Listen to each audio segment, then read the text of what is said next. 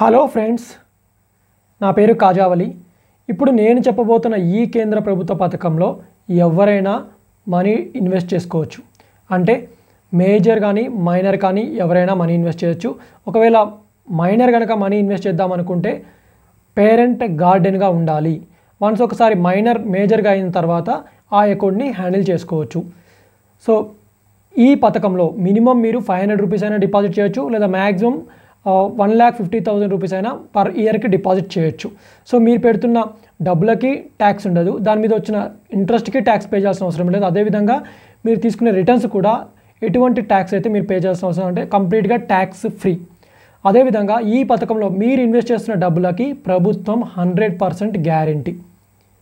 So ఆ పథకం పేరే పీపీఎఫ్, అంటే పబ్లిక్ ప్రావిడెంట్ ఫండ్. సో దీనిని కేంద్ర ప్రభుత్వం 1986వ సంవత్సరంలో తీసుకురావడం అయితే జరిగింది. ఇది ఒక మంచి స్కీమ్. సో ఎవరైతే మనీని సేఫ్గా ఇన్వెస్ట్ చేద్దాం అనుకుంటున్నారో ఈ పథకంలో మీరు ఇన్వెస్ట్ చేసుకోవచ్చు. దీని గురించి కంప్లీట్ ఇన్ఫర్మేషన్, నేను కంప్లీట్ డీటెయిల్స్ అయితే నేను ఈ వీడియోలో మీకు ఎక్స్ప్లెయిన్ చేస్తాను. సో చాలా ఇంట్రెస్టింగ్గా ఉంటుంది. So let's start the complete details of PPF. So friends, ఈ పీపీఎఫ్ ఎవరైతే ఇన్వెస్ట్ చేసుకోవచ్చు. సో మినిమం 18 ఇయర్స్ ఉండాలి, మ్యాక్సిమం 60-70 ఇయర్స్ కూడా ఇన్వెస్ట్ చేయవచ్చు. బిలో 18 ఇయర్స్ కూడా అకౌంట్ అయితే ఓపెన్ చేసుకోవచ్చు. సో కాకపోతే పేరెంట్ అనే వాళ్ళు గార్డెన్గా ఉండాలి. సో ఈ అకౌంట్ ఓపెన్ చేయాలనుకుంటే కంపల్సరీగా ఇండియన్ నేషనల్ అయితే ఉండాలి. సో ఇండియన్ నేషనల్ అయితే మాత్రం అప్లై చేయాలి. ఎన్ఆర్ఐస్ కానీ హెచ్యుఎఫ్స్ కానీ అకౌంట్ ఓపెన్ చేయడానికి అయితే లేదు. ఆల్రెడీ ఎన్ఆర్ఐస్ కనుక ఓపెన్ చేసి అకౌంట్ కంటిన్యూ చేస్తే వాళ్ళు కంటిన్యూ చేసుకోవచ్చు. ఈ అకౌంట్ పీపీఎఫ్ అకౌంట్ యొక్క టెన్షన్ వచ్చేసరికి 15 ఇయర్స్ మాత్రమే ఉంటుంది. 15 ఇయర్స్ తర్వాత మీరు వాళ్ళు కంటిన్యూ చేద్దామంటే చేసుకోవచ్చు, లేదా క్లోజ్ చేద్దామంటే చేసుకోవచ్చు. అది ఎలా కంటిన్యూ చేయాలని కూడా నేను ఈ వీడియోలో మీకు ఎక్స్ప్లెయిన్ చేస్తాను. సో ఫ్రెండ్స్, ఇలా ఎవ్రీ మంత్ మీరు 12,500 రూపాయలు అలా 12 మంత్స్ ఇన్వెస్ట్ చేసుకుంటూ పోతే 6,75,00,000 రూపాయలు ఎలా ఎర్న్ చేయొచ్చో కూడా నేను ఈ వీడియోలో మీకు ఎక్స్ప్లెయిన్ చేస్తాను friends. So minimum 500 rupees deposit చేయొచ్చు, మ్యాక్సిమం 1,50,000 రూపీస్ అయితే మీరు ఈ అకౌంట్లో డిపాజిట్ చేసుకోవచ్చు. సో మరి ఎక్కడ ఓపెన్ చేయాలి? సో మీరు ఈ అకౌంట్ ఓపెన్ చేయాలనుకుంటే మీ నియరెస్ట్ పోస్ట్ ఆఫీస్లో అయినా ఓపెన్ చేసుకోవచ్చు, లేదా నేషనలైజ్డ్ బ్యాంక్స్ కానీ లేదా ప్రైవేట్ బ్యాంక్స్లో ఎక్కడైనా సరే ఓపెన్ చేసుకోవచ్చు. ఇంపార్టెంట్ డాక్యుమెంట్స్ ఫామ్ ఏ ఫిల్ చేయాలి, ఐడి ప్రూఫ్, అడ్రస్ ప్రూఫ్ వేయాలి. అదేవిధంగా పాస్పోర్ట్ సైజ్ ఫోటోగ్రాఫ్స్ కూడా ఇచ్చి మీరైతే అకౌంట్ ఓపెన్ చేసుకోవాలి. ఆ పర్టికులర్ బ్యాంక్, మీరు ఒకవేళ బ్యాంక్లో ఓపెన్ చేద్దాం అనుకుంటే ఆ పర్టికులర్ బ్యాంక్లో మీకైతే అకౌంట్ అయితే ఉండాలి. సపోజ్ లైక్ ఆధార్ కార్డ్ లాగా ఒక పీపీఎఫ్ అకౌంట్ మాత్రమే అకౌంట్ అయితే ఉండాలి, మల్టిపుల్ అకౌంట్స్ అయితే ఉండడానికి వీల్లేదు. ఓకేనా? సో సపోజ్ మీరు పోస్ట్ ఆఫీస్లో అకౌంట్ ఓపెన్ చేశారనుకోండి, మీరు దాన్ని బ్యాంకు ట్రాన్స్ఫర్ చేసుకోవచ్చు. కావాలనుకుంటే బ్యాంక్ నుంచి పోస్ట్ ఆఫీస్ కూడా అకౌంట్ అయితే ట్రాన్స్ఫర్ చేసుకోవచ్చు. సో ఇండియన్ నేషనల్ అయితే ఉండాలి, ఎన్ఆర్ఐస్ కానీ అదేవిధంగా జాయింట్ అకౌంట్స్ కానీ హెచ్యుఎఫ్స్ కానీ అకౌంట్ అయితే ఓపెన్ చేయరు. ఒకవేళ ఎన్ఆర్ఐస్ కనుక ఓపెన్ చేసి కంటిన్యూ చేస్తుంటే వాళ్ళు కంటిన్యూ చేసుకోవచ్చు. ఆఫ్టర్ 15 ఇయర్స్ తర్వాత మళ్ళీ అకౌంట్ ఓపెన్ చేద్దామంటే మాత్రం పాసిబుల్ అయితే లేదు. సో ఫ్రెండ్స్, ఇది క్లియర్. నెక్స్ట్, సపోజ్ ఏదైనా కారణాల చేత మీరు ఎవ్రీ ఇయర్ అమౌంట్ ఇన్వెస్ట్ చేసుకుంటూ పోతూ కొన్ని సంవత్సరాలు మీరు అకౌంట్లో డిపాజిట్ చేయలేకపోతే మీ అకౌంట్ క్లోజ్ అవుతుంది. సో మళ్ళీ ఆ క్లోజ్ అయిన అకౌంట్ని మీరు రీఓపెన్ చేద్దామనుకుంటే మీకు 50 రూపీస్ పెనాల్టీ అయితే విధిస్తారు. ఆ 50 రూపీస్ పెనాల్టీని మీరు ఎన్ని ఇయర్స్ అయితే అకౌంట్ని క్లోజింగ్లో పెట్టారో ఆ క్లోజింగ్ ఇయర్స్ని మీరైతే పే చేయాలండి. సపోజ్ మీరు 3 ఇయర్స్ ఎవ్రీ ఇయర్ 500 రూపీస్ని మీరు డిపాజిట్ చేస్తూ 4th ఇయర్లో మీరు రీఓపెన్ చేద్దామనుకుంటే, సో ఎవ్రీ ఇయర్ 50 రూపీస్ అంటే 150 rupees plus every year 500 rupees miss అయింది కాబట్టి 500 అంటే 1,500 ప్లస్ 150 రూపీస్ అంటే 1,650 రూపీస్ మీరు పే చేసి మీ అకౌంట్ని మళ్ళీ యాక్టివేట్ అయితే చేసుకోవచ్చు.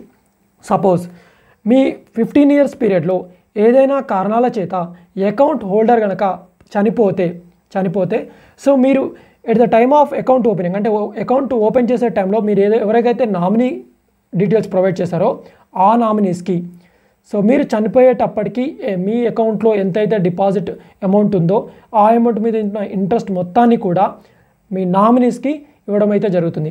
ఆ నామినీస్కి ఎంత పర్సెంట్ మీరు షేర్ హోల్డర్ ఇచ్చారో ఆ పర్సెంట్ ప్రకారం వాళ్ళకైతే పే చేయడం అయితే జరుగుతుంది. సో ఫ్రెండ్స్, ఈ పీపీఎఫ్ వెరీ క్లియర్. సో మీకు ఒకవేళ అకౌంట్ హోల్డర్ కనుక చనిపోతే ఆ అమౌంట్ని పర్టికులర్ నామినీ ఎవరైతే మీరు డీటెయిల్స్ ప్రొవైడ్ చేస్తారో ఆ పర్టికులర్ నామినీకి ఆ అమౌంట్ అయితే ఇంట్రెస్ట్తో పాటు పే చేయడం అయితే జరుగుతుంది. సపోజ్ పీపీఎఫ్ అకౌంట్లో ఉన్న మరొక అడ్వాంటేజ్ ఏంటంటే, సో ఈ అకౌంట్కి సంబంధించి వాళ్ళు ఒక లోన్ ఫెసిలిటీని కూడా ప్రొవైడ్ చేస్తున్నారు. సపోజ్ ఫస్ట్ 3 ఇయర్స్ మీరు కంటిన్యూగా పే చేయాలి. సో థర్డ్ ఇయర్ నుంచి 6th ఇయర్ వరకు. సో మీరు ఒకవేళ దాని మీద లోన్ తీసుకోవాలనుకోండి, సపోజ్ మీ అకౌంట్లో 5 lakhs రూపీస్ ఉన్నాయనుకోండి, 5 lakh రూపీస్ ఉంటే మీకు ఆ 5 lakh రూపీస్లో 25% అమౌంట్ని మీకు లోన్ కింద వాళ్ళైతే కావాలంటే ఇస్తారు. సో 5 lakhకి 25% అంటే అరౌండ్ 1,50,000 రూపీస్ని మీకు లోన్ కింద అయితే కావాలంటే ఇస్తారు. ఆ లోన్కి వాళ్ళు 1% ఇంట్రెస్ట్ అయితే మీరు పే చేయాలి. 1% అంటే మీకు 7.1% పీపీఎఫ్ అకౌంట్ హోల్డర్కి ఇంట్రెస్ట్ పే చేస్తారు. దాంతోపాటుగా 1% ఎక్స్ట్రా ఇంట్రెస్ట్ అయితే పే చేయాలి. అంటే 8.1% ఇంట్రెస్ట్ తోటి మీకు 1,50,000 రూపీస్ అయితే మీకు లోన్ అయితే ప్రొవైడ్ చేస్తారు. ఈ లోన్ కూడా మీరు 36 monthsలో రీపేమెంట్ చేయాలి. 36 monthsలో మీరైతే రీపేమెంట్ చేయాలి. ఒకవేళ అనివార్య కారణాల వల్ల మీరు 36 months లోపు రీపేమెంట్ చేయలేకపోతే ఆ తర్వాత మీకు 6% అడిషనల్ ఇంట్రెస్ట్ అయితే మీరు పే చేయాల్సిన అవసరం అయితే ఉంటుంది. సో అంటే మొత్తం 8.1% ప్లస్ 6% కలిపి 13.1% మీరు ఇంట్రెస్ట్ అయితే పే చేయాల్సిన అవసరం అయితే ఉంటుంది. ఈవెన్ 13.1% అయినా కూడా మీకు పర్సనల్ లోన్తో పోల్చుకుంటే ఇది బెస్ట్ ఆప్షన్. కాబట్టి ఈజీగా మీరైతే దీంట్లో లోన్ ఫెసిలిటీస్ కూడా తీసుకోవచ్చు, ప్రాబ్లం లేదు. సో ఫ్రెండ్స్, ఇంకొక క్వశ్చన్ ఏంటంటే చాలామంది అడుగుతున్న క్వశ్చన్, సో ఎవ్రీ ఇయర్ మీరు 1,50,000 రూపీస్ పే చేయాలి అని చెప్పారు. సో మరి 1,50,000 కంటే నేను ఎక్స్ట్రా పే చేద్దాం అనుకుంటున్నాను, చేసుకోవచ్చు, ప్రాబ్లం లేదు. కాకపోతే what is the benefit? So as per section 80C ప్రకారం, ఇన్కమ్ ట్యాక్స్ యాక్ట్ ప్రకారం సెక్షన్ 80Cలో మనకు మ్యాక్సిమం లిమిట్ వచ్చేసరికి 1,50,000 రూపీసే మీకు ట్యాక్స్ ఫ్రీ. మీరు అంతకంటే ఎక్కువ పే చేసిన పీపీఎఫ్ అకౌంట్ వాళ్ళు మీకు ఇంట్రెస్ట్ ఇవ్వరు. సో అట్లాంటప్పుడు మీరు దాంట్లో ఎక్స్ట్రా అమౌంట్ పే చేయడం వల్ల యూజ్ ఏముంది? సో కాబట్టి 1,50,000 రూపీస్ మీరు ఇన్వెస్ట్ చేసుకోండి. అదర్ అమౌంట్ ఏదైతే మీకు ఎక్స్ట్రా అమౌంట్ ఉంటుందో దాన్ని వేరే అదర్ స్కీమ్స్లలో ఇన్వెస్ట్ చేసుకోండి. ఓకేనా ఫ్రెండ్స్, ఇది క్లియర్.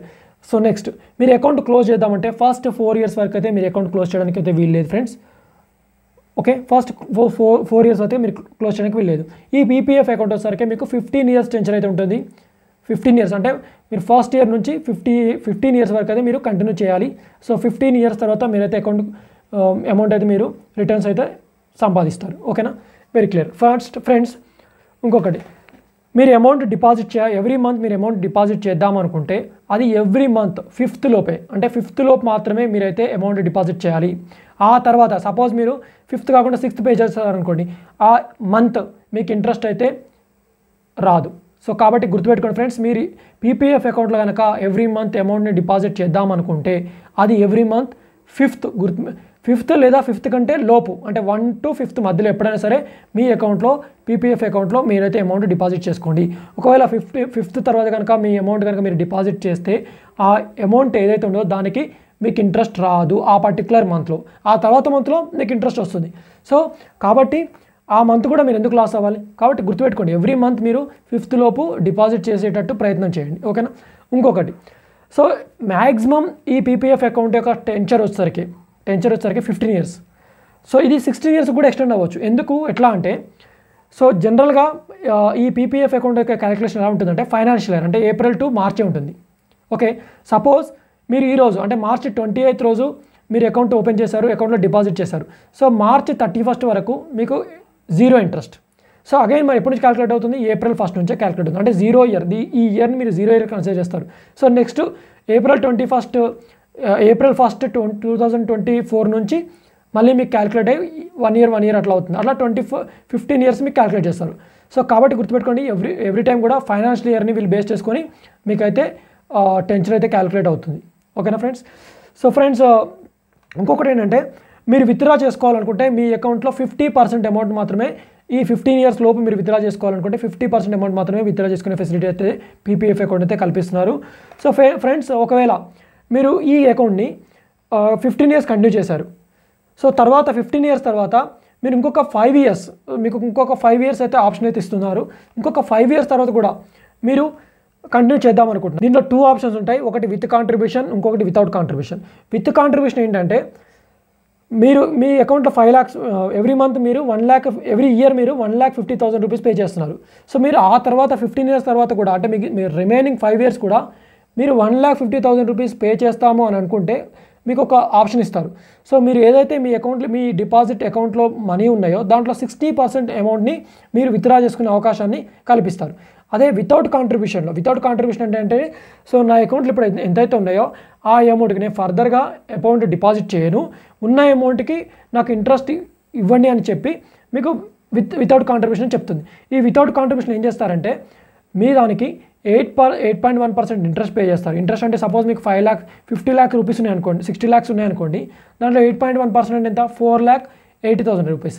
ఈ 4,80,000 రూపీస్ కావాలనుకుంటే మీరు ఎవ్రీ ఇయర్ తీసుకోవచ్చు. అంటే మీకు తీసుకోవడం వల్ల అడ్వాంటేజ్ ఏంటంటే మీకు మంత్లీ ఇన్కమ్ 40,000 రూపీస్ పెన్షన్ లాగా వస్తుంది. సో పెన్షన్ లాగా పనిచేస్తుంది ఈ 40,000. సో ఇది కూడా ఒక మంచి అడ్వాంటేజ్. దీంట్లో విత్ కాంట్రిబ్యూషన్ ఉంటుంది, వితౌట్ ఈ 5 years తర్వాత అగైన్ మీకు కావాలనుకుంటే మీరు 5 years ఎక్స్టెండ్ చేసుకోవచ్చు. ఇలా 5 years కూడా మీరు కావాలనుకుంటే ఎక్స్టెండ్ చేసుకోవచ్చు. సో ఇలా మ్యాక్సిమం 50 years వరకు మీరు ఎవ్రీ ఇయర్ 1,50,000 రూపీస్ ఇన్వెస్ట్ చేస్తూ సో టెన్చర్ 50 years పెట్టుకొని 8.1% ఇంట్రెస్ట్తో మీకు 6,75,000 రూపీస్ని 6,75,000 రూపీస్ని మీరైతే రిటర్న్స్ని అయితే దీంట్లో సంపాదించుకోవచ్చు. సో ఫ్రెండ్స్ ఇది ఒక మంచి స్కీమ్. పీపీఎఫ్ అకౌంట్ ఓపెన్ చేసి మంచి ఇన్వెస్ట్ చేద్దాం అనుకుంటే ఇది ఒక మంచి స్కీమ్ ఫ్రెండ్స్. సో ఇది ఫ్రెండ్స్ ఈ పీపీఎఫ్ అకౌంట్కి సంబంధించి.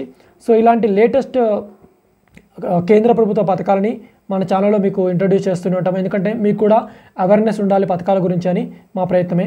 సో ఫ్రెండ్స్ సో వీడియో చూసే ఉంటారనుకుంటా, మీకు అర్థమైంది అనుకుంటా. వీడియో కనుక నచ్చినట్లయితే లైక్ చేయండి, షేర్ చేయండి, మన వాళ్ళకి యూజ్ అనుకుంటే షేర్ చేసి ఛానల్ సబ్స్క్రైబ్ చేయడం మర్చిపోకండి. Thank you friends.